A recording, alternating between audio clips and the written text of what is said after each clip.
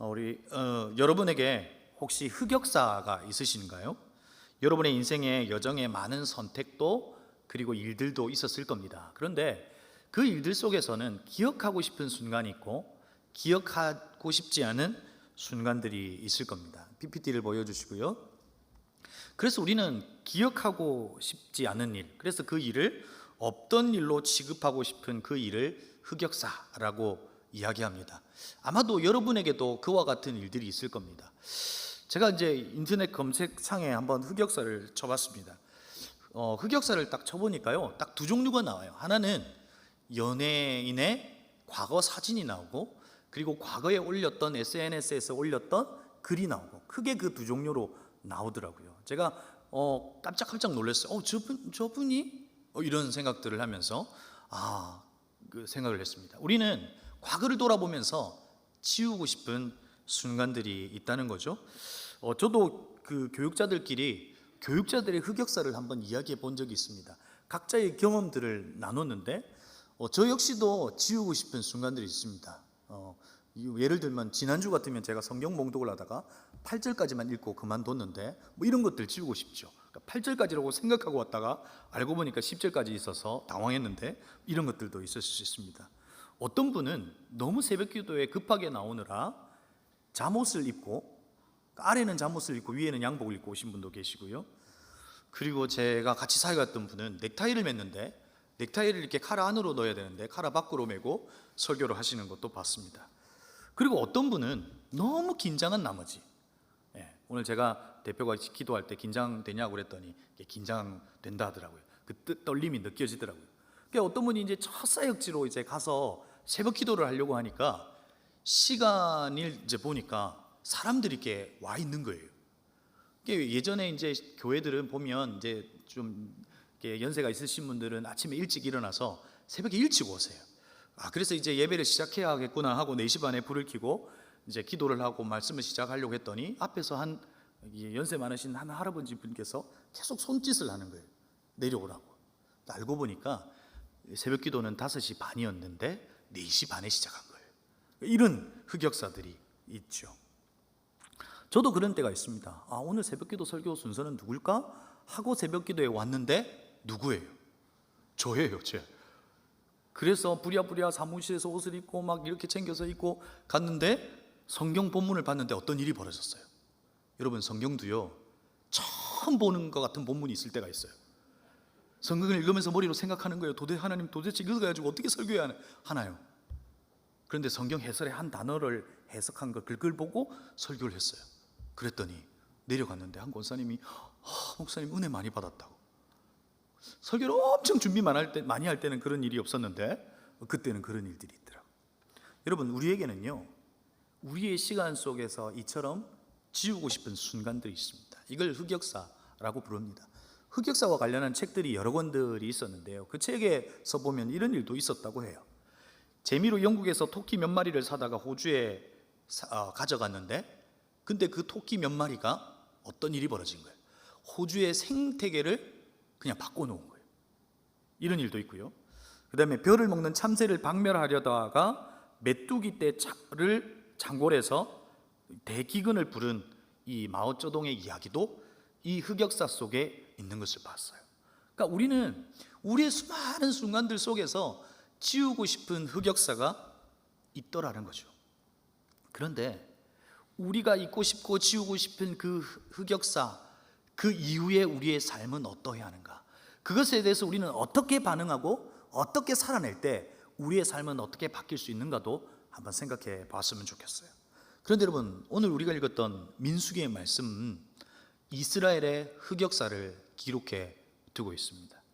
민수기의 내용을 보면 대부분은 이스라엘의 흑역사예요.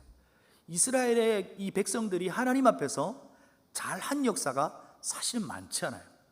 그 이스라엘의 실수했던, 지우고 싶었던 그 흑역사가 가득한 것이 민수기의 내용이에요. 그런데 여러분, 오늘 우리가 보고 있는 이 민수기의 말씀은 어떤 내용이 기록되어 있어요? 오늘 민수기 26장의 내용은 이제 이들이 출애굽한 지 39년 6개월이 됐어요. 이제 여러분 40년 광야 생활이 거의 이제 마무리될 즈음에 오늘 쓰여진 이 내용이에요. 그런데 여러분들이 이 내용을 읽어보셔서 아시겠지만 이 내용은 이스라엘 백성들의 수를 세고 그 수를 카운트한 내용들을 그냥 기록한 거예요. 그러니까 누구 백성은 몇 명이고 몇 명이고 몇 명이고 이런 내용이 이곳에 이제 기록되어 있는 거죠. 그런데 오늘 이 내용 가운데 굳이 한 민족의 이야기, 한 사람의 이야기를 기록해 둔 걸 볼 수 있어요. 그것도 이스라엘의 역사 속에서 꽤 괜찮은 역사의 이야기가 아닌 흑역사를 이 인구수를 기록한 그 내용 속에 삽입해 둔 것을 볼 수 있어요. 여러분 한번 보실까요?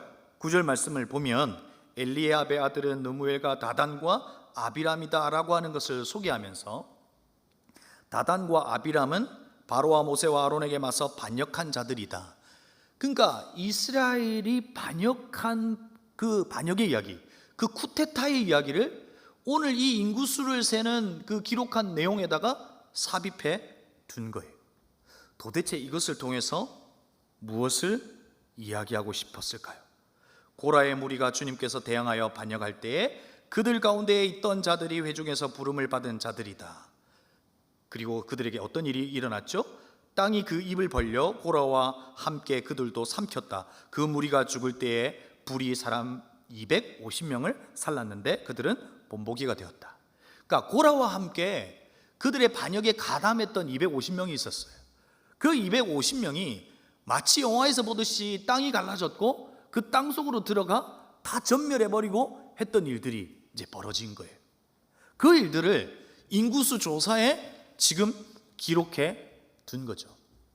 자, 그런데 여러분 잘 보세요.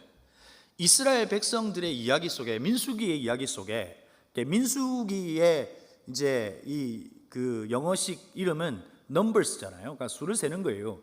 민수기의 수에 담겨진 의미가 있어요. 여러분, 첫 번째 1차 인구 조사를 할 때 그들의 인구는 얼마였냐면 60만 3,550명이었어요. 그리고 이제 39년이 지났어요. 38년이 지났어요. 38년이 지난 시점에서의 수는 얼마예요? 60만 1,730명이에요. 여러분, 이것을 이렇게 해석하기도 해요. 정말 광야의 그 악조건 속에서도 하나님께서 그들을 보존하시고 이 인구의 수를 거의 동일하게 이렇게 하셨다라고 해석하기도 해요. 그런데 여러분, 과연 그렇게 해석할 수 있을까요?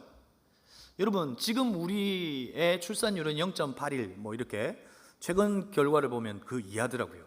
그래서 여러분, 우리나라는 소멸할 수 있는 유일한 나라가 될 수 있대요. 1 이하니까. 여러분 한번 생각해 보세요. 이스라엘 백성들에게 어느 정도의 출산율이 있었다면 그의 인구는 늘어나야 되는 것이 정상이죠. 그런데 여러분, 인구가 늘지 않고 줄었다는 것은 그들이 가는 여정 속에, 지우고 싶은 흑역사 속에, 그 속에 하나님의 심판이 있었고 그 심판 속에서 백성의 수가 줄었던 거예요. 여러분, 시므온 지파 같은 경우에는 약 4만 5천 명 정도로 시작했다가 5만 8천 명으로 시작했다가 2만 2천 명으로 줄은 것을 볼 수 있죠. 거의 반이 줄어버렸어요. 그러니까 하나님의 심판이 그들에게 있었다는 거죠. 그런데 여러분, 이 민수기를 우리가 읽어가면서 민수기 안에서 나타나는 이 반복적인 흑역사를 보면서 우리 안에 생기는 선입견이 있습니다. 이스라엘 백성들의 이 이야기를 통해서 생기는 선입견이 어떤 것일까요? 여러분, 선입견은 어떤 걸로 의미합니까? 어떤 대상에 대하여 이미 마음속에 가지고 있는 고정적인 관념이나 관점, 이런 거죠. 그러니까 우리가 이 민수기를 보면서 이스라엘 백성들에게 가지는 그 선입견은 뭐예요? 얘들은 안 된다는 거예요. 그러지 않아요? 얘들은 실패한다는 거예요. 그것이 이들을 향해 가지는 선입견이죠. 여러분, 우리 모두도 선입견을 가지고 있죠. 한국 사람들은 태권도를 다 잘할 것 같다, 뭐 이런 선입견 다 있잖아요. 영국 사람들은 여러분 축구를 다 잘할 것 같다. 진짜 그런가요? 아니죠. 제가 경험한 일이에요. 어느 날이 아니고요. 그 지난번 선거 때가 있었잖아요. 선거 때 이제 그냥 편안하게 옷을 입고 이제 가려고 했어요. 그랬더니 저희 아내가 여보 옷을 바꿔 입고 가야지 그러는 거예요. 제가 그냥 무심거리에 입었어요. 빨간색 반팔 옷에다가 이제 입었어요. 근데 그렇게 가면 혹시 그쪽 지지하는 것처럼 보일 수 있다. 뭐예요 그게? 그게 선입견이죠. 그래서 옷을 바꿔 입고 갔어요. 여러분, 우리에게 숨어없는 선입견들이 있어요. 색깔에 대한 선입견, 사람에 대한 선입견, 이런 것들이 있다고요. 우리가 성경을 보면서도, 특별히 민수기를 보면서도 선입견이 있다고요. 이스라엘 백성들은 안 돼라고 하는 선입견이 있고, 또 하나님의 사역 속에, 하나님의 역사 속에 창조, 타락, 구속, 그리고 그 하나님의 뜻을 완성해가는 이 완성의 사이클이 있는데, 하나님께서 만드셨고 인간은 죄를 지어 타락하면 그 타락 이후에 무엇이 있다고 우리에게는 선입견이 있어요? 심판이 있다는 거예요. 그렇죠? 우리가 죄를 지으면 그 죄 다음에 하나님께서 그 죄에 대하여 심판하신다라고 하는 선입견이 우리에게 있는 거죠. 물론 그것은 진리이기도 하지만 또한 우리가 안에 가지고 있는 선입견이죠. 그러니까 하나님의 역사 속에서는 심판으로만 끝나지 않는다는 거예요. 그러니까 우리는 그런 선입견 속에서 이 성경을 보고 있는 거죠. 자, 그래서 보면 이 고라의 자손들이 반역을 했어요. 그리고 하나님께서 그들에게 뭐라고 말씀하셨어요? 그들과 그의 모든 재물이 산채로 스올에 빠지며 땅이 그 위에 덮이니 그들이 회중 가운데서 망하리라. 여러분, 여기서 말하는 스올이 어디예요? 그 지옥이죠. 예. 지옥에 빠뜨릴 거고 회중 가운데서 다 망해버리겠다라고 하나님께서 말씀하셨어요. 그러면 고라의 그 자손들은 사실은 사라져야 돼요. 반역했던 이들은 사라져야 해요. 하나님께서 그렇게 심판하셔야 된다라고 하는 선입견 속에서 우리는 성경을 보고 있죠. 그런데 오늘 우리가 보고 있는 이 인구수를 기록한 이 내용 속에 반전이 있어요. 오늘 우리는 그 반전에 주목해야 합니다. 여러분, 역대상을 읽다 보면 역대상의 이 족보의 이야기를 하다가 한 사람의 이야기를 넣어두었어요. 그게 누구의 이야기죠? 역대상에 우리가 잘 알고 있는 야베스의 기도. 그렇죠? 야베스의 기도를 이 역대상의 족보의 이야기에 넣어둔 거예요. 여러분, 혹시 여러분의 족보를 보셨습니까? 저도 저의 족보를 보면 그냥 뭐 이렇게 한자로 된 이름이 있고 그냥 그런 거예요. 그걸로 끝난 거예요. 근데 그 사람에 대해서 설명은 없어요. 뭐 최승재, 뭐 전주채가 26대 손, 당상공파, 뭐 키가 꽤 크고 뭐 잘생겼다, 이런 설명은 없다고요. 그냥 그 이름으로 끝나버려요. 아, 누구의 아들이구나, 누구가 할아버지구나, 이런 정도로 아는 거죠. 그런데 여러분, 역대상에서 족보를 기록하다가 야베스의 이야기를 기록한 이유는 뭘까요? 왜 한 사람의 이야기를 넣어두었을까요? 암울한 시대 속에 한 사람을 보라는 거예요. 그 한 사람을 주목해 보라는 거예요. 고통 그 자체로 태어난 이 야베스가 하나님을 바라보면서 어떻게 살았는지, 이 망할 것 같은 이 이스라엘의 역사 속에서 야베스를 보라는 거예요. 그럴 때 야베스가 보여주는 그 모습이 너에게 소망이 될 수 있다라고 하는 것을 이야기해 주는 거죠. 자, 그런데 오늘 인구수를 기록한 내용 속에 왜 고라의 반역을 기록해 두고, 그리고 26장 11절에 아주 짧게 뭐라고 기록되어 있어요? 우리 같이 한번 읽어볼까요? 같이 읽어보겠습니다. 시작. 고라의 아들들은 죽지 아니하였더라. 잘 보세요. 우리의 선입견 속에 그 정도의 죄를 범했으면 죽어야 되죠. 그리고 다 그의 민족은 사라져 버려야 되는 것이 당연한 것이지만, 오늘 민수기의 인구조사 속에서 고라의 아들들은 죽지 아니하였더라라고 되어 있어요. 여러분, 한번 상상해 보세요. 각 지파마다 우두머리가 있을 거예요. 그분들이 인구조사를 하러 갈 겁니다. 문은 두들깁니다. 한 가정에 들어가서 20세 이상의 남자가 몇 명이냐고 물어볼 겁니다. 그런데 그 집안의 이야기와 그 집안에 누가 살았던 것을 잘 알고 있었던 그 우두머리는 그 인원수를 이야기해 줄 때 아마도 대부분은 눈물로 그 집을 나서지 않았을까 하는 상상을 해봐요. 왜요? 그들이 지었던 죄 때문에 많은 이가 연병으로 죽었거든요. 원래 있었던 사람이 하루 사이에 없어졌는데 그 뒤에 인구 조사를 하니 그런 결과가 있을 수 있을 거예요. 그런데 사라졌어야 하는 한 자손의, 그리고 그 고라의 아들들이 죽지 않고 그들이 있는 것을 본 거죠. 그래서 기록한 거예요. 고라의 아들들은 죽지 아니하였더라. 그런데 여러분, 오늘 우리가 공동체를 생각하면서 이 고라의 자손들을 한번 살펴보고 싶은 거예요. 도대체 이들이 반역을 하고 난 이후에 그들의 아들들이 죽지 않고 살아나 있는데 그들은 어떻게 살았을까 하는 거예요. 이후에 어떤 일들이 그에게 일어났을까라고 하는 것이 궁금해지는 거예요. 당시 이스라엘 백성들 속에서 낙인되어서 그 선조가 했던 실수와 아픔을 늘 가지고 살아가고 있지는 않을까? 아니면 당시의 사회적 분위기 속에서 이스라엘 백성들이 반역한 반역자의 자손들이라고 하면서 그렇게 낙인되어서 살아가고 있지 않을까 궁금한 거죠. 여러분, 어떻게 그들이 살아갔을까요? 오늘 그들의 삶을 통해서 우리가 주목하고 싶은 것이 있는 거예요. 여러분, 시편 42편이에요. 시편 42편의 말씀을 너무 좋아해요. 우리 한번 여러분 1절, 5절 이렇게 한번 읽어주실까요? 같이 한번 읽어보겠습니다. 시작.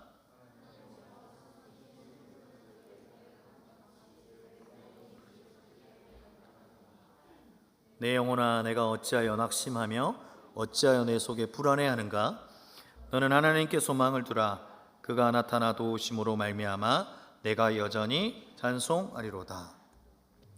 여러분, 시편 42편을 보면 이 시편 42편의 표제, 그러니까 제목이 있어요. 여러분, 이 제목에 뭐라고 되어 있을까요?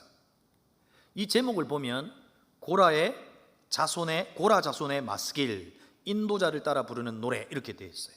이 마스길이라고 하는 이 단어는 교훈이라고 하는 뜻을 가지고 있죠. 그러니까 고라의 자손들이 오늘 이 노래를 하고 있는 거예요. 여러분, 한번 보실까요? 민수기가 기록될 때는 BC 한 1450년 정도 됐어요. 그리고 시편의 대부분의 시는 한 BC 한 1000년경 정도에 지어진 노래들이에요. 시들이에요. 그러면 그들은 반역 이후에 400년, 500년 동안 노래를 부르고 시를 지어 불렀다니까요. 여러분, 한 사람의 노래가, 한 사람이 그냥 감동을 받아서 지은 한 노래가 여러분 시편에 올려질 수 있을까요? 아니죠. 그 자손이 어떤 삶을 살았고 이 고백은 어떤 의미에서 고백되어졌는가를 분명히 알고 이 시를 올렸을 거예요. 여러분, 고라의 자손들이 우리의 선입견과 우리의 생각을 깨뜨리고 그들은 하나님을 예배하고 하나님을 노래하고 살아가고 있더라는 거예요. 선조의 아픔을 가지고 오히려 그 선조의 아픔이 교훈이 되어서 오히려 지금의 모습을 인정하고 하나님을 고백하고 있는 삶을 보게 되더라는 거예요. 여러분, 우리 수련회의 주제가 더 원입니다. 수련회를 이제 가는 동안 우리가 교회에 대한 이야기를 이제 하게 될 텐데요. 이 하나됨에 된 이야기를 여러분에게 나누고 싶은 거예요. 오늘 설교의 제목이 무엇이 하나여야 하는가라고 하는 제목이에요. 도대체 무엇이 하나여야 하나 될 수 있느냐는 거예요. 고라의 자손의 이름으로 시가 올려져 있고 그들이 도대체 무엇으로 하나 되어 있기에 그들의 노래와 시가 기록되어 있냐는 거예요. 무엇이에요? 바로 그들의 고백이에요. 그들의 신앙의 고백이 하나였다는 거예요. 어떤 고백이었어요? 시편 42편 5절에 너는 하나님께 소망을 두라. 다시 말해서 하나님께 소망을 두지 않았던 선조들의 삶을 통해서 그들이 왕이 되겠다고 반역을 일으켰지만 나는 선조들의 그 실수와 아픔을 보면서 400년이 넘는 그 시간 속에서 우리의 자손들은 하나님이 소망이었다는 거예요. 그것이 그들에게 하나 되겠다는 거예요. 그리고 그들이 어떤 일을 여러분 하고 있는지 아세요? 그들이요, 역대상 9장에 보면 그들이 했던 이제 기록들이 있어요. 성벽에, 성막의 문들을 지키는 성전 문지기로 살았어요. 지금으로 하면 성전 문지기가 아주 하찮은 일은 아니에요. 사실은 성전 문지기를 하고 있었고요. 또 9장 31절에 보면 고라 자손 살룸의 맏아들 마띠디아는 라 하는 레위 사람은, 오타가 있었네요. 레위 사람은 전병을 굽는 일을 맡았다. 뭐 하고 있는 거예요? 빵 굽고 있는 거예요. 그렇죠? 빵을 굽는 일로 가장 하찮은 일을 하고 있다고요. 각기 다른 일들로, 어떤 일은 성전 문지기로, 어떤 일은 빵 굽는 일로 살아가고 있지만 그들이 한 공동체로 존재할 수 있는 이유는 뭐였어요? 하나님이 소망이라고 하는 한 고백 안에 서 있었다는 거예요. 그들의 사역과 그들의 일들은 다양할 수 있었지만 무엇이 그들에게 있었냐? 바로 하나님이 우리의 소망이시다라고 하는 그 한 고백 가운데 그들이 하나로 서 있을 수 있었다는 거죠. 여러분, 오늘 우리는 다시 질문해야 돼요. 무엇이 하나여야 하는가? 무엇이 우리 공동체에 하나여야 하는가 하는 걸 우리는 질문을 던져야 돼요. 그리고 그것에 대한 답을 갖고 있어야 된다고요.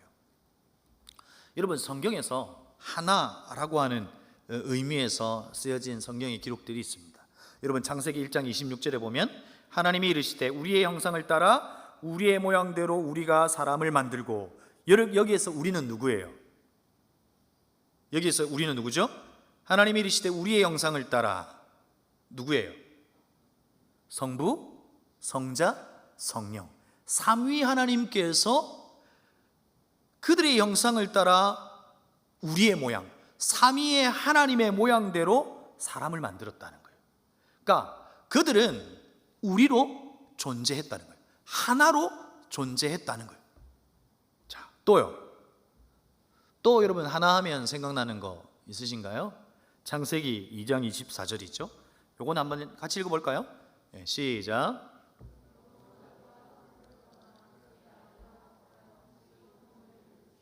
네, 둘이 뭐가 되는 거죠? 한 몸이 되는 거예요. 그런데 여러분, 단순히 여기에서 말하는 한 몸이라는 건 뭐예요? 그냥 결혼 혼인신고하는 것 자체가 한 몸인가요? 결혼식 하는 것이 한 몸인가요? 여러분, 그 전제가 뭐냐면 남자가 부모를 뭐 한다? 떠나는 거예요. 분리되는 거예요.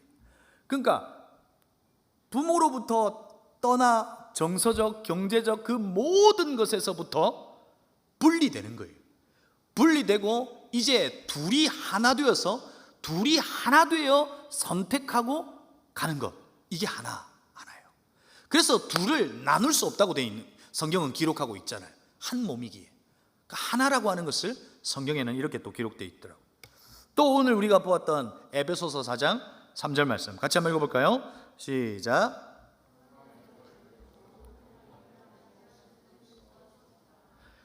평안에 매는 줄로 성령이 하나 되게 하신 것을 힘써 지키라. 여러분, 에베소서를 통해서 우리에게 교회에 대한 이야기를 하시면서 평안에 매는 줄로 성령이 하나 되게 하신 것을 힘써 지키라고 이야기하고 있어요. 사도 바울이 이 옥중서신을 쓰면서 우리에게 당부한 건 뭐냐면 우리가 하나 되는 것, 이걸 힘써서 지키라고 이야기하는 거예요.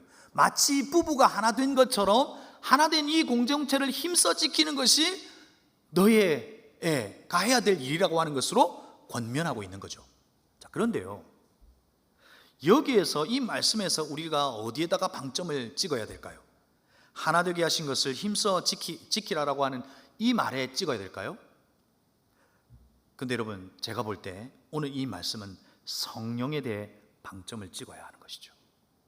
여러분, 우리는 어떻게 하나가 되었나요? 우리는 어떻게 하나 될 수 있었냐고요? 여러분, 성경에서 교회로 부르신 것이 크게 한 5가지로 정리해 볼 수 있습니다. 짧게 정리하겠습니다. 첫 번째 뭘까요? 저와 여러분을 성경은 뭐라고 이야기하죠? 고린도전서에서 성령의 전, 그렇죠? 성령의 전. 전은 전 아니에요. 전. 성전, 그러니까 성령이 거하시는 곳, 그러죠? 그래서 여러분, 저와 여러분을 하나님께서 교회로 부르셨다 이렇게 말할 수 있죠. 그런 의미에서 저와 여러분은 뭐예요? 교회예요. 두 번째 뭐죠? 가정이죠. 가정. 둘이 한 몸이 되게 하신 거예요. 그렇죠? 그 가정도 하나님께서 교회로 부르셨어요. 또 여러분, 어떤 것이 또 교회일 수 있을까요? 여러분의 목장. 그렇죠? 여러분은요, 취미 활동을 하는 무슨 독서 모임이 아니에요. 각기 달라요. 그렇지만 하나님께서 목장이라고 하는 식구로, 한 가족으로 묶어 두셨어요. 그렇죠? 교회로 부르셨다고요. 교회예요. 그 다음에 네 번째는 어떤 거예요? 우리 은혜샘물교회는 교회 아니에요. 교회이죠?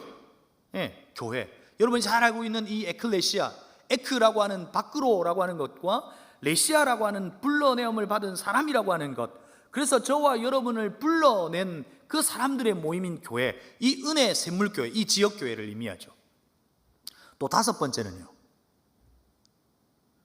태초부터 하나님께서 부르시고 세우신 교회, 눈으로는 보이진 않지만 존재하는 불가시적 교회, 우주적 교회, 이런 교회, 여전히 예수 그리스도를 나의 구주라고 고백하는 이 전체 한 덩어리를 한 교회라고도 볼 수 있는 거죠. 그렇죠? 우리는 이렇게 교회로 부르심을 받았다는 거예요. 그런데 그 교회가 뭐 하는 거예요? 하나 되게 하신 것을 힘써 지키라는 거예요. 특별히 저와 여러분은 성령이 거하시는 전이에요. 그렇죠? 삼위로 존재하시는 성령이 우리 안에 거하시는 그분이 우리 안에 존재하셔서 우리를 하나 되게 하시고 하나님의 부르심, 한 부르심, 어떤 부르심이에요? 우리에게 다양한 삶의 일들이 있지만 하나님의 나라를 위해서 우리를 부르신 그 하나님의 한 부르심으로 우리를 초청하셨다는 거예요. 여러분, 오늘 우리가 교회로 존재해요. 교회로 존재할 때 에베소서는 하나 되게 하신 것을 힘써 지키라고 우리에게 권면하고 있고요, 무엇이 하나여야 하나일 수 있는 거예요. 첫 번째는 앞에서 고라자손의 그 시의 노래를 통해서도 살펴봤지만 첫 번째는 뭐예요? 신앙 고백이에요. 어떤 신앙 고백을 가지고 있느냐는 거예요.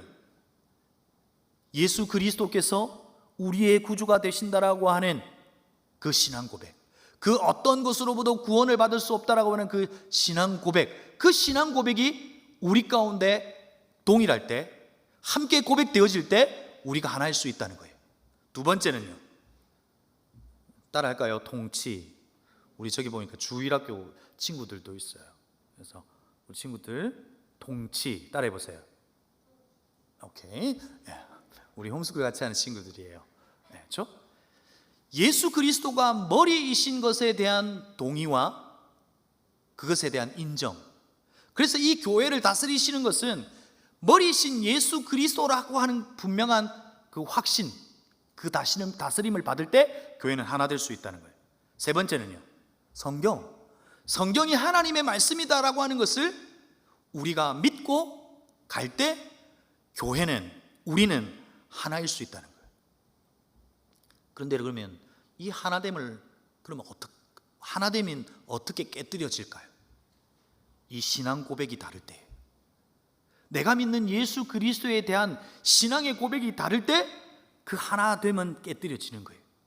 두 번째, 예수 그리스도의 소원을 이루어드리고 그분의 통치를 받으며 교회는 존재해야 되지만 그분의 다스림을 받지 않고 세상의 가르침과 기준이 교회 속으로 들어와 이것도 옳고 저것도 옳고 라고 하는 종교다원주의, 그 수없는 것들이 우리 안에 들어와 이것도 옳고 저것도 옳고 라고 하는 것에서 진리가 훼손될 때, 그리하여 하나님의 다스림이 온전히 일어나지 않을 때 하나됨이 깨지는 거예요. 성경의 가르침을 신뢰하지 않고 세상이 말하는 가르침 속에 우리가 동의하고 들어갈 때 하나됨이 교회 안에서 깨지더라는 거죠. 여러분, 하나님께서 우리가 하나이기를 원하세요. 무엇이 하나일 때요? 고라자손에게 있었던 그 신앙의 고백이, 하나님이 소망이라고 하는 그 신앙의 고백이 하나일 때 그들이 하나로 존재했고 여전히 한 분 하나님을 고백하며 살아가는 것을 볼 때, 그리고 교회로 부르신 저와 여러분이 바로 이 신앙 고백이 일치할 때 우리는 하나일 수 있다는 거예요. 여러분, 오늘 에베소서는 또 다음에 또 설교를 통해서 설명하겠지만 6절에 보면 재미있는 단어가 하나 있습니다. 그게 뭐냐면 통일이라고 하는 단어예요. 여러분, 우리의 소원은 뭐죠? 통일이죠. 정말 그런 의미에서 통일일까요? 여기에서 말하고 있는 이 통일의 의미는 뭘까요? 여러분, 이 통일의 의미를 살펴볼 때 하나됨의 의미를 알 수 있어요. 여러분, 이 통일의 의미는 무엇이냐면 구속받은 인간과 그리고 이 피조세계의 모든 회복을 통해서 만물의 주인이신 하나님을 바라보면서 경배하는 것이에요. 그 하나님 한 분만을 딱 바라보면서 모든 구속받은 저와 여러분이, 교회로 부름받은 저와 여러분이, 그리고 이 세상의 온 만물의 피조세계가 그 한 하나님을 예배하는 것, 이게 통일이에요. 그게 어떤 의미예요? 한 분 하나님에 대한 동일한 신앙 고백 가운데 가능한 거 아니에요? 오늘 우리가 예배를 드리고 있으면서도, 찬양을 하면서도, 예배를 드리고 있으면서도 바로 그 한 분 하나님에 대한 그 분명한 신앙 고백 가운데 우리는 하나일 수 있다는 거예요. 사랑하는 청년 여러분, 성도 여러분, 교회는 하나여야 해요. 하나님이 그 하나됨을 힘써 지키라고 말씀하세요. 무엇이 하나가 될 때요? 내가 원하는 것들이 이 교회 안에 가득가득 채워질 때? 아니에요. 우리의 신앙의 고백이 일치할 때, 하나님이 우리의 소망이시다라고 하는 그 고백이 있을 때, 그리고 그 고백 가운데 하나님이 기뻐하시는 것은 선택하고 하나님이 기뻐하시지 않는 것은 선택하지 않는 명료한 신앙의 고백이 우리의 삶 가운데 드러날 때 우리는 하나 될 수 있어요. 그 하나됨이 우리 가운데 드러나는 저와 여러분이 되기를 주의 이름으로 축복합니다. 여러분, 고라 자손이 뭐라고 고백했다고요? 너는 하나님께 소망을 두라. 그런데 여러분, 3절을 보니까 뭐라고 고백했어요? 사람들이 종일 내게 하는 말이 내 하나님이 어디 있느냐 하오니 내 눈물이 주야로 내 음식이 되었도다. 고라 자손에게 사람들이 뭐라고 이야기했는지 모르겠어요. 반역한 자손들이라고 이야기했는지도 몰라요. 그래서 그는 하나님이 도대체 어디 계시냐고 눈물로 주야로 음식이 될 만큼 그렇게 하루하루를 보냈는지 몰라요. 그런데 포기할 수 없었던 것이 뭐예요? 바로 신앙의 고백이에요. 너는 하나님께 소망을 두라. 하나님이 소망이라고 하는 그 고라 자손의 일치된 고백 가운데 그가 나타나 도우심으로 말미암아 내가 여전히 찬송하리로다. 하나님께서 우리의 삶 가운데 나타내셔서 하나님의 하나님 되심을 드러내고 우리는 그 사건과 일들을 바라보며 통일되게 그 한 분 하나님을 찬송할 수 있다라고 하는 그 고백이 여기에 담겨 있는 거예요. 사랑하는 청년 여러분, 사랑하는 성도 여러분, 오늘도 이 고백 안에 한 교회로 존재하는, 한 공동체로 존재하는, 하나 되는 것을 힘써 지키는 우리 은혜샘물교회 공동체가 되기를 주의 이름으로 축복합니다. 이 분명한 고백 위에 바로 서 있을 수 있기를 다시 한번 주님의 이름으로 축원합니다.